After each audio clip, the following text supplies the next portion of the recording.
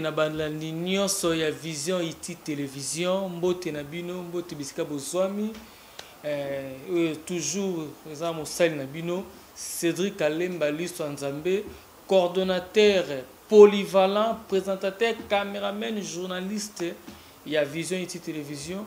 Kaka na émission na biso ya lelo satellite du Congo bandeko na ngai bokomona mbula ebeta na marche oyo ya ndeko na biso ya lamuka toyebi te soki eza nini toza na période ya elanga bana poto boyebi bino tozalaka na Kinshasa kene elanga mbula vraiment ebetaka te mais chose grave oyo toyebaki te mbula ebeta à partir ya 8h40 mbula ebanda à partir ya 8h40 ça qui marche donc bon mon nom ebele.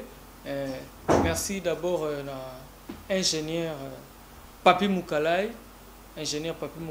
le cerveau électronique oyo asimbi côté technique oyo azosalaba mambo tout bozomona sur le plan technique c'est l'ingénieur Papi Moukalai, le cerveau électronique mon vieux nazo pc bambo tebele. Merci na André Nsenga Androus na montage. Et merci à mes collègues Davina, Kapala et Ricky, Vision et télévision. Et puis merci beaucoup à l'homme intègre Papa Iti Kasai. Papa Iti Kasai est le boss. Il y a Vision et télévision. Merci beaucoup. À bas conseils, à bas moyens aux autres chapeaux na biso. Tous les images ya boy oyo boko tala lelo. Hein? TV za radio te pour tala lelo ba image oyo inédit de non commerce to banaka parti ya des bonhommes to kiti Pascal bo mona kuna Jean-Pierre Bemba na famille na yemo bimba akitaki ya marchaki en tout cas bo tala na ba image oyo sima tozozo nga susu après.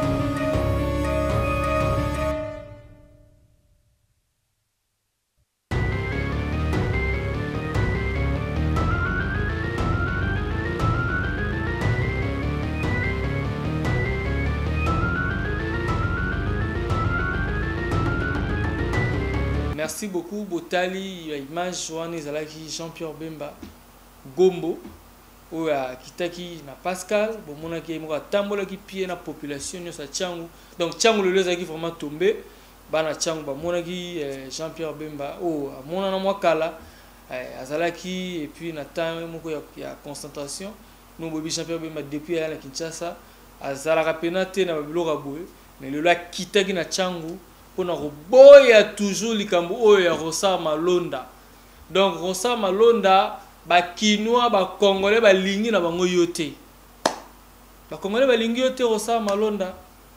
Mais soki ngai pena naza yo Rosa Malonda place na fandi ata même na kata toilette na roboya eloko po ba lingi yote.